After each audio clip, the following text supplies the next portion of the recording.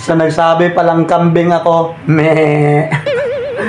Puro daw gulay yung kinakain ko. Puro damo. Mukha na daw akong kanding. Meh. Ano kaya problema kung puro gulay? Sige na nga. Ito. Patunayan ko sa'yo na hindi lang puro gulay yung kinakain ko.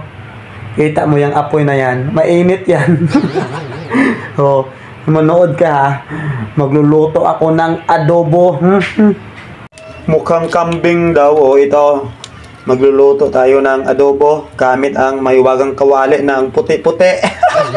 20 years na yan. Pero stay strong. Hindi tulad sa relasyon nyo. Ay.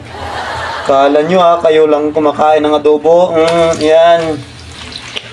Sadyang nagtitipid lang ako, di ba? At syempre healthy naman kung laging gulay. Pero ngayon, dahil sa sinabi mong kambing ako,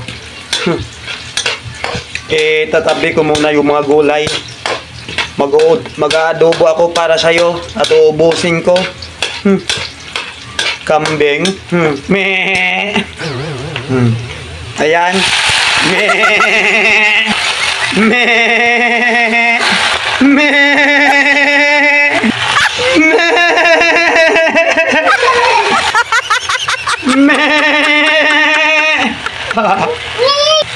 Meh.